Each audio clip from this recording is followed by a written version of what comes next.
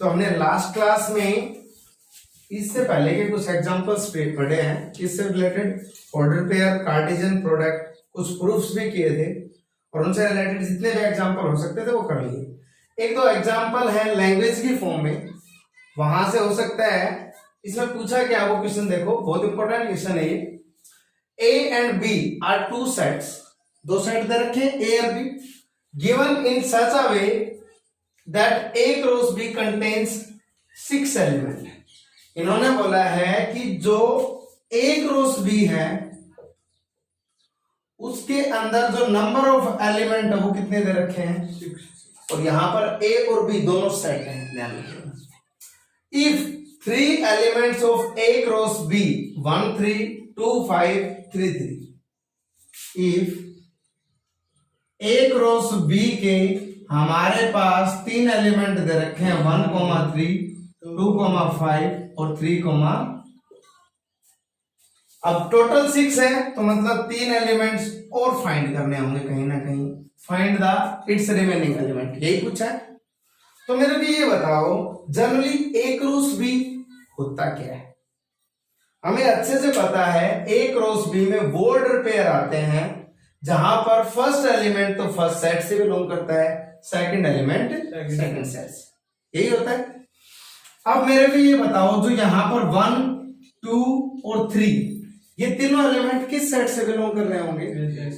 Definition अगर देखें तो यहां पर 1 2 3 तीनों किस सेट से बिलोंग कर रहे हैं, ए से। और 3 5 3 दैट मीन्स 3 और 5 दोनों किससे बिलोंग कर रहे हैं, बी से। सेकंड एलिमेंट सेट बी से होता है। 2 बार 3 दे रखा है इसका मतलब नहीं है रिपीट हो रहा है, सेट में रिपीटेशन नहीं होती। तो यहां पर अगर बात करें तो कहीं ना कहीं हम अनुमान लगा सकते हैं ए के अंदर एलिमेंट है 1 2 3 और बी सेट के अंदर एलिमेंट हमारे पास 3 5। हमने ये अनुमान क्यों लगाया कि हमारे पास ए के अंदर यही 3 है, बी के अंदर यही 2 है। कैसे लगाया, हमें ये पता है जब क्रॉस के अंदर जो नंबर ऑफ एलिमेंट होते हैं वो इसके और इसके मल्टीपल होते हैं। और उन्होंने ये बात साफ साफ दे रखी है कि इनके अंदर टोटल एलिमेंट कितने हैं, 6। अब हम यहां से अगर मान लेते हैं कि ये सेट ए है ये सेट बी है, इन दोनों एलिमेंट्स को देखते हुए तो इस सेट में कितने एलिमेंट हो गए, 3। इसमें तो 3 को अगर 2 से मल्टीप्लाई करें कितने एलिमेंट हो रहे हैं, 6। और कार्टेशियन प्रोडक्ट में भी यही बोल रखा है 6 एलिमेंट। दैट मीन्स हमें ये डेफिनेटली श्योर हो गया कि ये सेट में ओनली यही एलिमेंट और बी सेट में यही एलिमेंट है। समझ में आया। तो मैंने क्यों बोला है, देखो ये 3 एलिमेंट देने का मतलब ये है, एलिमेंट और भी हो सकते थे कार्टेशियन प्रोडक्ट के अंदर, ये सेट भी तो बना सकता था मैं 1 2 3, यहां से तो 3 एलिमेंट मिल रहे हमें। अगर मैं 4 एलिमेंट और लिख देता तो क्या बोल देते तुम, 4 एलिमेंट इसलिए नहीं लेके चल रहा क्योंकि इनके कार्टेशियन प्रोडक्ट के अंदर नंबर ऑफ जो ऑर्डर्ड पेयर है वो कितने हैं, 6। अगर हमने यहां पर 4 ले लिया यहां 2 तो कितने हो जाएंगे, 8। हमारे पास 6 दे रखे, इसलिए श्योरिटी होगी कि एलिमेंट सिर्फ यही है 1 2 3। बात समझ में आई। अच्छा अगर ए सेट ये है बी सेट ये है तो कार्टेशियन प्रोडक्ट क्या होगा, 1 3। कार्टेशियन प्रोडक्ट निकाल रहे हैं, कार्टेशियन प्रोडक्ट में क्या क्या आ जाएगा, 1 3 है ऑलरेडी, 1 5 नहीं है, ये एक और आ गया, 2 3 और 2 5, 2 5 है 2 3 नहीं है, ये भी आ गया। 3 3 है लेकिन 3 क्या नहीं है, 5। तो हमारे पास रिमेनिंग एलिमेंट्स कौन कौन से हैं, 1 5, दूसरा एलिमेंट 2 3 5 है और 3 3 है, बच गया कौन सा, 3 5। ये 3 एलिमेंट वो हैं जो रिमेनिंग एलिमेंट है किसके अंदर, ए क्रॉस बी के अंदर।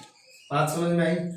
तो आपके पास अगर कार्टेशियन प्रोडक्ट दे रखा हो सकता है उसकी कार्डिनलिटी दे रखी हो, कार्टेशियन प्रोडक्ट में नंबर ऑफ ऑर्डर्ड पेयर कितने हैं, तो आप सेट निकाल सकते हो।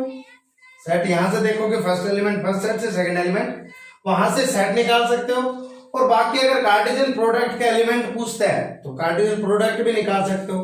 वो ओनली ये भी पूछ सकता था कि भी सेट में कौन कौन से एलिमेंट है, ए सेट में कौन से है, बी में कौन से है, ये बता सकते थे आप इजली, कोई प्रॉब्लम नहीं है। इस टाइप के क्वेश्चन आए तो कर सकते हो।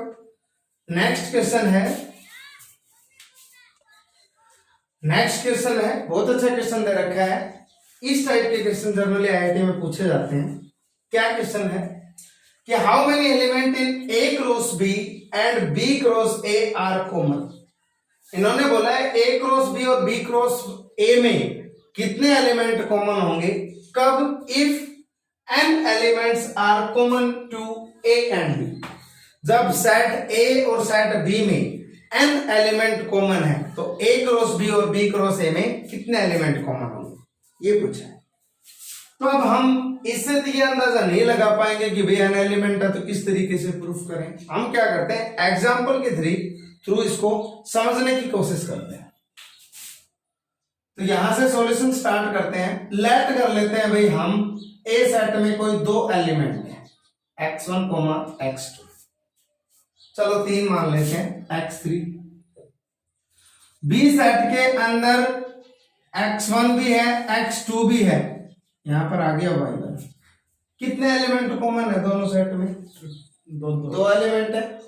जहां पर x1 x2 है यहां पर भी x1 x2 है, ये दो कॉमन है। जब यहां पर ये लिख दे, चलो x3 not equals to y1 लिखना जरूरी है, हो सकता है x3 y1 के इक्वल होता, तीनों कॉमन हो जाए। तो ध्यान रखना, अगर दो एलिमेंट हमारे पास कॉमन है तो इसके कार्टेशियन प्रोडक्ट चेक करते हैं कितने कॉमन आते हैं। तो मेरे को ये बताओ, ए क्रॉस बी की बात की जाए तो ए क्रॉस बी में कौन कौन से एलिमेंट आएंगे, x1 का x1 के साथ, x1 का x2 के साथ, x1 का y1 के साथ, x1 का y1 के साथ और x2 का x1, x2 का x2, x2 का y1 और x3 का x1, x3 का x2 और x3 का y1। ये ऑर्डर पेयर बनेंगे ए क्रॉस बी में। बी क्रॉस ए की बात करते हैं। बी क्रॉस ए में यहां से इसके साथ करेंगे, x1 का x1, x1 का x2, x1 का x3, इसका इसके साथ।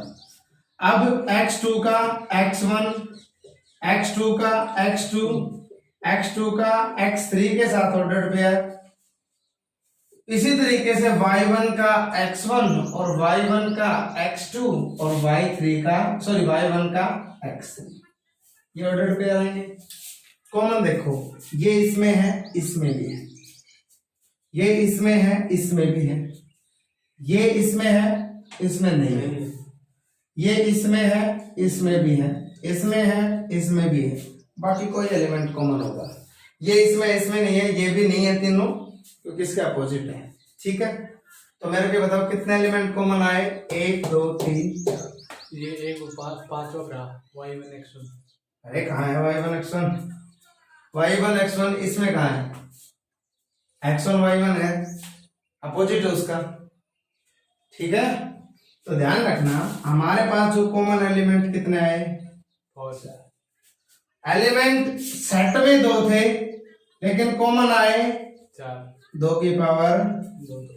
अगर एलिमेंट 3 के लिए चेक करोगे तो एलिमेंट तो 3 होंगे लेकिन कॉमन आएगा 2 की पावर 3, 3 की पावर 2।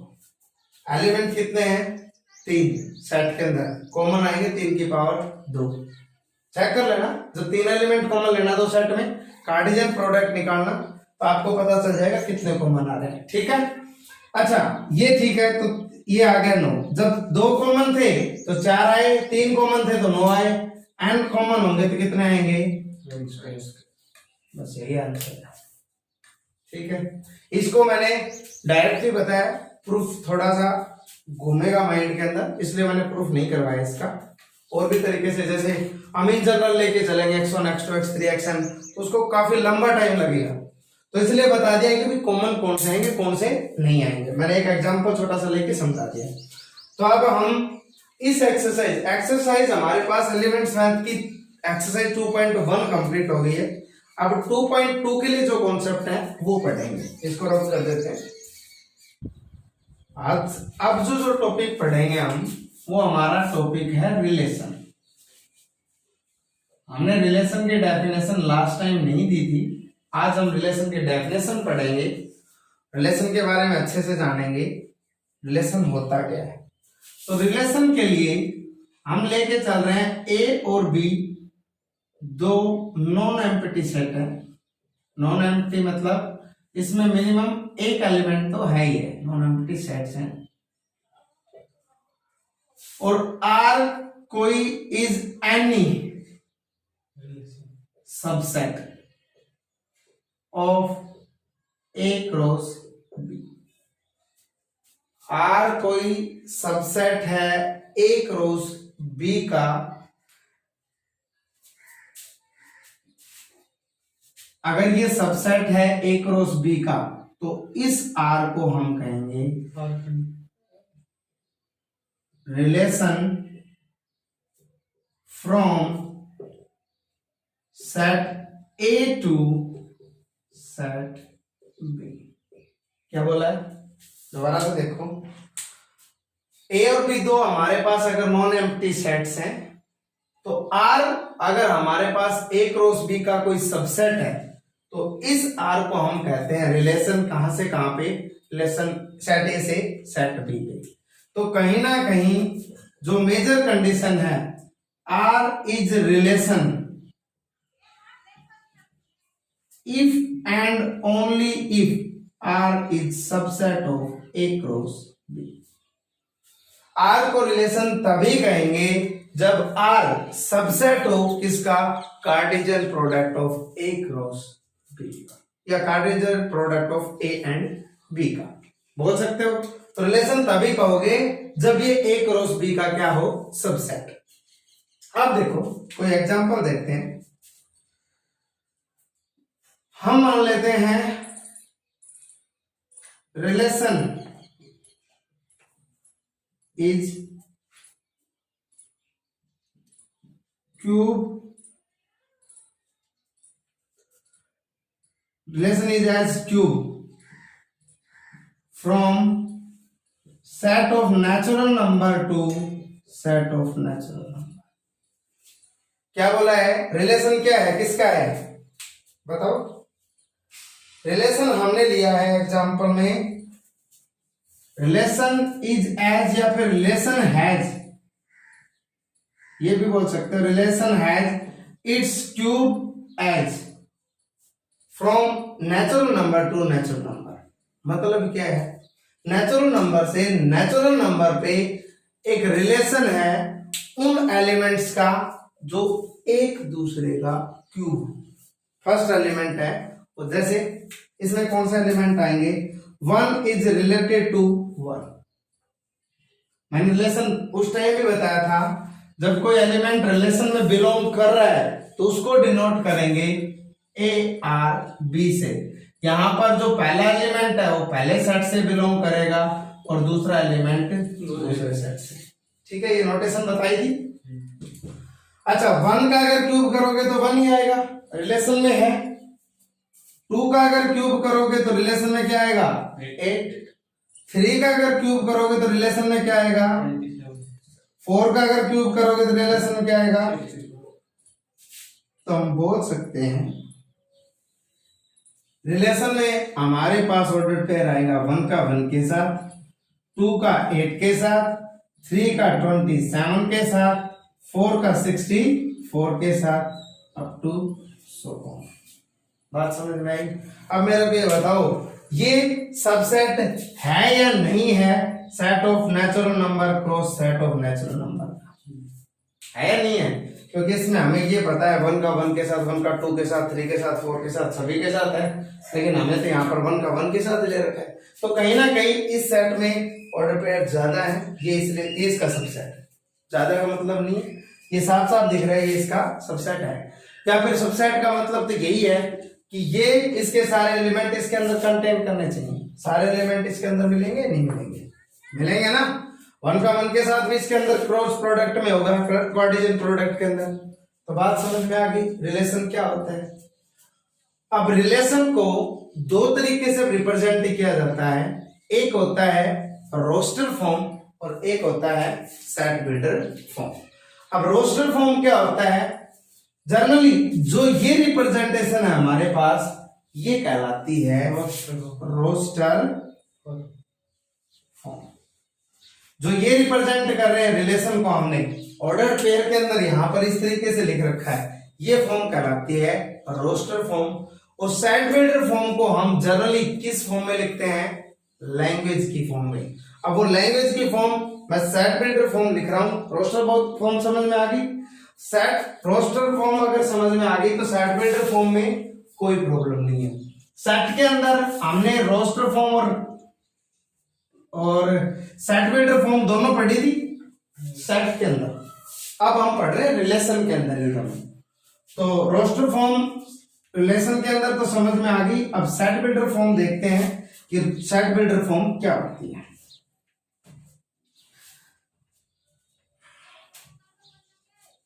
एक पहले जनरली लिख देता हूं, फिर उसके बाद एक एग्जांपल भी लेंगे। अब लिख रहे हैं सेट बिल्डर फॉर्म।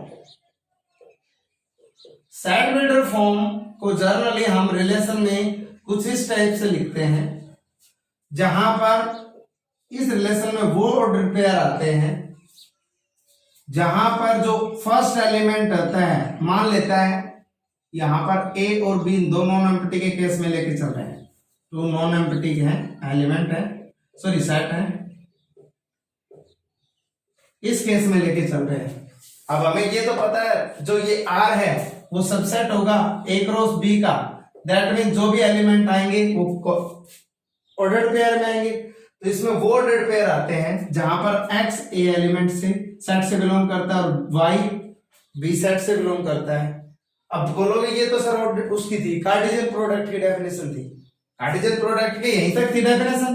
अगर मैं लिखूं तो भाई कार्टेशियन प्रोडक्ट इसी तरीके से डिफाइन किया था, लेकिन हम तो रिलेशन डिफाइन कर रहे हैं, तो कहीं ना कहीं एक्स और वाई के अंदर रिलेशन होना चाहिए। तो यहां ध्यान रखना वाई कहीं ना किसी ना किसी फॉर्म में होगा।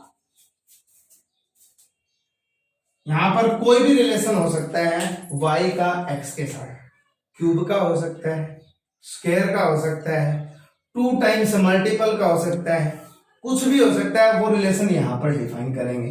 तो कहीं ना कहीं रिलेशन को बनाने में जो रेस्ट्रिक्शन यूज हो रही है वो यहां पर रिप्रेजेंट की जाएगी। अब एग्जांपल देखें। एग्जांपल की अगर बात की जाए तो एग्जांपल हमने अभी अभी लिखा था कि R relation has its cube as from natural number to set of natural number. ये रिलेशन डिफाइन किया था। अगर इसको सेट बिल्डर फॉर्म में लिखना हो तो हम कैसे लिखेंगे? इस रिलेशन में वो ऑर्डर्ड पेयर आएंगे जहां पर first element set of natural number से, सेकंड एलिमेंट भी सेट ऑफ नेचुरल नंबर से बिलोंग कर रहा है या नहीं कर रहा है? एन से एन पे डिफाइन कर रहे हैं, ए सेट भी एन है और बी सेट भी एन है। लेकिन इसमें रिलेशन क्या है? y इक्वल है x क्यूब का रिलेशन ना, समझ में आया? यहां पर जैसे x की वैल्यू 1 रखी तो y की वैल्यू क्या आएगी? 1। 2 रखी तो y की वैल्यू क्या आएगी? 8। जनरली हम इसके ऑर्डर्ड पेयर को इस तरीके से रिप्रेजेंट करते हैं, x की वैल्यू 1 तो y की वैल्यू 1, x की वैल्यू 2 तो y की वैल्यू 8। x की वैल्यू 3 तो y की वैल्यू, यही एलिमेंट तो थे। ये एलिमेंट्स तो आते हैं सेट रोस्टर फॉर्म में, और ये लैंग्वेज फॉर्म ये जो लिखी है ये कहलाती है हमारे पास सेट बिल्डर। बात समझ में आई या नहीं आई? अच्छे से आ गया? तो ये सेट बिल्डर फॉर्म होती है, इसको हम जनरली इस तरीके से रिप्रेजेंट करते हैं। बात समझ में आ गई? हमने रिलेशन की डेफिनेशन पढ़ ली, उसका एग्जांपल प्लस उसके 2 फॉर्म है जो रोस्टर और सेट बिल्डर फॉर्म है वो दोनों पढ़ ली हैं। इसके बाद चलते हैं नेक्स्ट जो कॉन्सेप्ट है उस पर।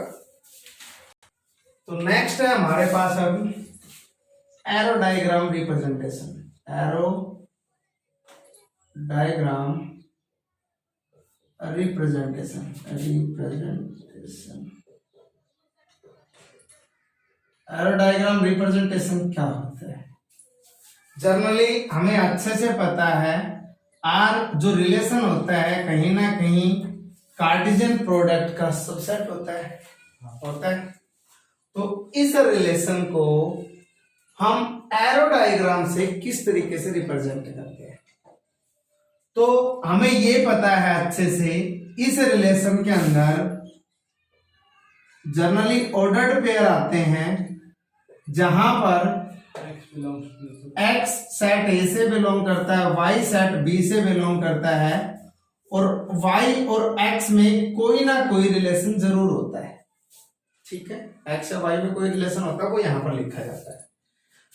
तो इस रिलेशन को एरो डायग्राम की हेल्प से किस तरीके से रिप्रेजेंट करेंगे, सेट A से सेट B पे डिफाइन कर रहे हैं हम, A से B पे मतलब A क्रॉस B पे डिफाइन कर रहे हैं रिलेशन को।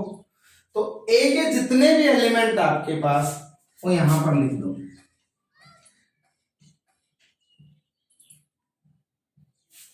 कितने भी एलिमेंट है वो यहां पर रिप्रेजेंट कर दो, लिख दो। B के जितने भी एलिमेंट हैं वो यहां पर लिख दो। मैंने जनरली इन एलिमेंट्स को A के में अंदर जो एलिमेंट्स है उसको x1 x2 x3 xn type के माने हैं और B के अंदर जो भी एलिमेंट है उनको y1 y2 y3 yn types के मान दिया। ठीक है, तो रिलेशन हमें पता चल जाएगा, रिलेशन में जो ऑर्डर्ड पेयर है वो पता चल जाएंगे।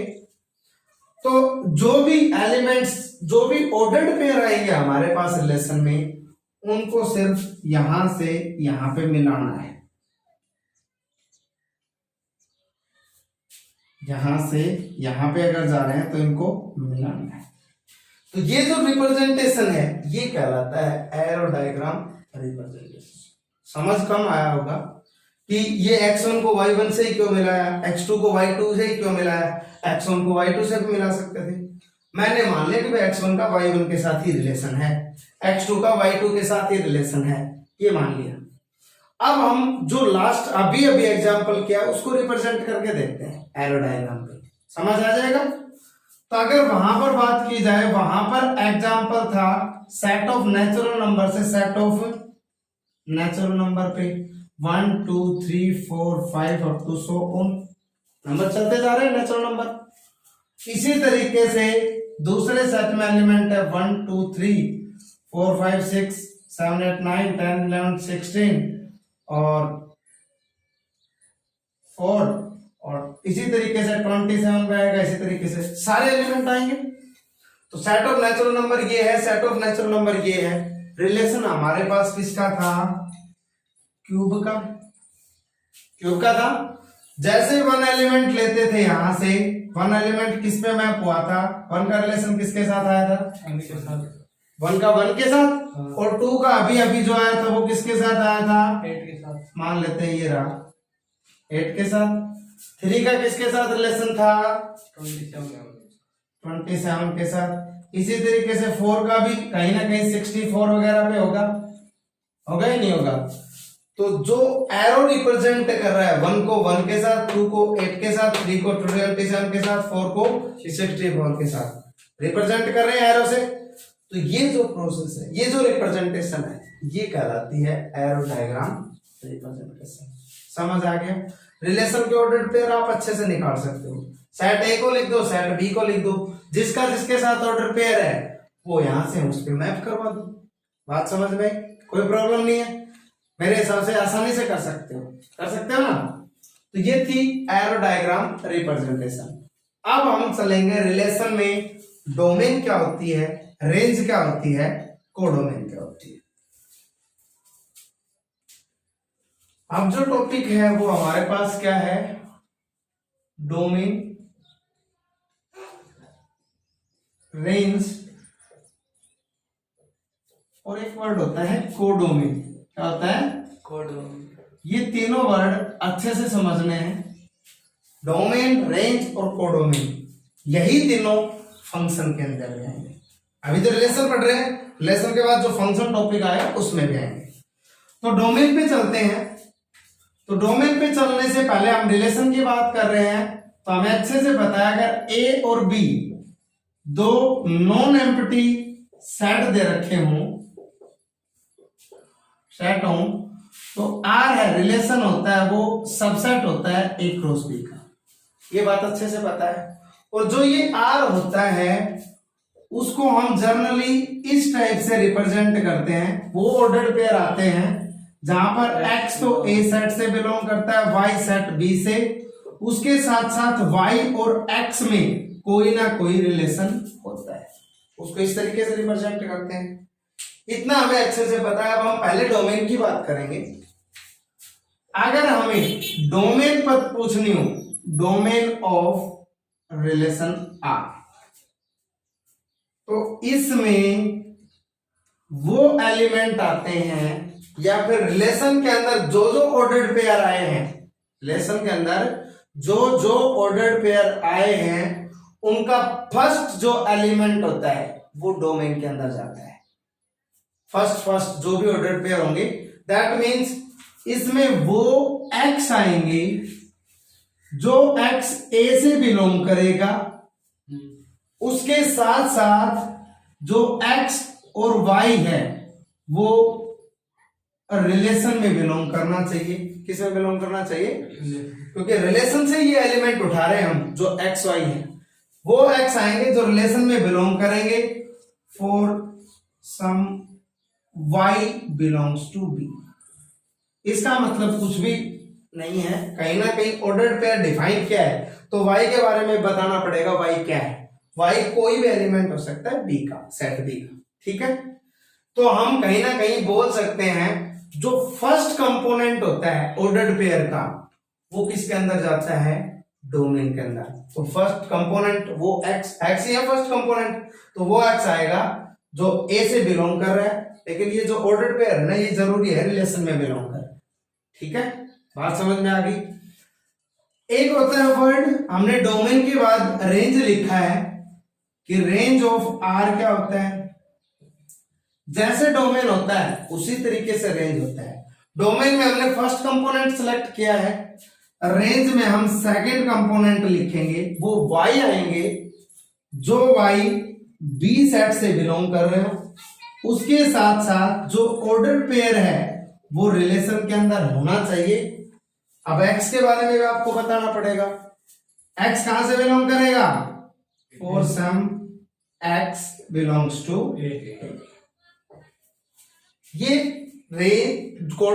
डोमेन, ये हो गई रेंज। एक एग्जांपल देखते हैं ताकि आपको अच्छे से समझ आ जाए। मान लेते हैं कोई सेट थे ए और बी, मैं उन सेट को नहीं लिख रहा, मैं डायरेक्ट कोई रिलेशन लिख रहा हूं, 1 का 2 के साथ, 2 का 3 के साथ, 3 का 4 के साथ, 4 का 5 के साथ, अप टू 100 ऑन, या फिर अप टू 100 ऑन ना लिख के बस इतना ही, इतना लिखिए, ठीक है। ये अगर सेट है, सॉरी रिलेशन है, तो इस रिलेशन की मैं आपसे पूछूं डोमेन बताओ, तो डोमेन में कौन से एलिमेंट आएंगे बताओ? एलिमेंट बता दो डायरेक्ट। 1 2 3 4 एक्स वहां यहाँ पर 1 2 3 4, तो डोमेन में क्या आ गए? 1 2 3 4। रेंज में बताना भाई, 2 3 4 5। रेंज में सेकंड एलिमेंट आता है, सेकंड एलिमेंट क्या है? 2 3 4 5। तो रेंज, सॉरी डोमेन और रेंज अच्छे से निकाल सकते हो। अब मैं एक ऐसा एग्जांपल देता हूं थोड़ा सा लेंथी हो, डोमेन और रेंज से होता है। अभी जैसे अगर मैं इसी को ये तो रोस्टर फॉर्म लिखिए ना, इसी को मैं डॉट डॉट डॉट लगा के छोड़ देता, मतलब सीक्वेंस आ रही है 1 का 2 के साथ, 2 का 3 के साथ, 3 का 4 के साथ, 4 का 5 के साथ, 5 का 6 के साथ, 6 का 7 के साथ, इस टाइप के एलिमेंट है। उस केस में मैं आपसे डोमेन पूछ लूं तो डोमेन क्या लिखोगे? 1 2 3 4 अप टू 1 2 3 4 अप टू लिख सकते हो, लेकिन उसको शॉर्ट फॉर्म में सेट बिल्डर फॉर्म में लिख सकते हैं? नहीं लिख सकते। अब ध्यान से देखोगे, हमें तो फर्स्ट एलिमेंट चाहिए, x बिलोंग्स टू, ठीक है। तो मेरे को ये बताओ, डायरेक्ट ये लिख सकते हैं इसमें वो x आ रहे हैं जो x set of natural number से बिलोंग करते हैं। डोमेन में यही आ रहा है ना, 1 2 3 4 5 6 7 8 9 10, ठीक है। अगर मैं रेंज की बात करूं तो रेंज में क्या लिखोगे, रेंज में वो y आ रहे हैं जो वाई एन से बिलोंग कर, जो y x प्लस 1 है, जहां पर x बिलोंग कर रहा है सेट ऑफ, मैंने x प्लस 1 क्यों लिखा बताओ। अगर मैं x प्लस 1 नहीं लिखता, यहां पर direct y belongs to natural number लिख देता, तो मेरे को ये बताओ 1 आ रहा है कभी रेंज के अंदर? 1 नहीं आ रहा ना, तो 1 को रिमूव करने का इससे अच्छा तरीका नहीं था। हमने अगर 1 पुट करेंगे तो हमारे पास क्या आएगा 2, तो 2 रेंज में आया है। 2 पुट किया मैंने x की जगह, नेचुरल नंबर है ना, 2 पुट करेंगे तो हमारे पास क्या आ गया 3 पुट करेंगे 4 आ गया, 4 पुट करेंगे 5 आ गया, इसी तरीके से चलते जाएंगे। तो रेंज को इस तरीके से रिप्रेजेंट करते हैं और x को, डोमेन को इस तरीके से। इस एग्जांपल की बात है, ठीक है। तो ये रिप्रेजेंटेशन पता चल गया डोमेन क्या होता है और रेंज क्या होता है। एक वर्ड मैंने लिखा है लास्ट में कोडोमेन, तो कोडोमेन को मैं इस क्वेश्चन को हटा देता हूं, कोडोमेन बताते हैं। कोडोमेन क्या होती है, जो हमारे पास हमने रिलेशन किसी का सबसेट लिखा है, किसका लिखा है रिलेशन को, रिलेशन किसका सबसेट होता है, एक रोज बी का। अरे सबसे पहले लिख दीजिए बात, रिलेशन अगर एक रोज बी का सबसेट है तो हमारे पास जो सेट बी है वो कहलाता है कोडोमेन। क्या कहलाता है, तो ध्यान रखना, जो सेट बी होता है, रिलेशन इसका सबसेट है, तो सेट जो ये होता है बी सेट, इसको बोलते हैं कोडोमेन। क्या बोलते हैं, कोडोमेन।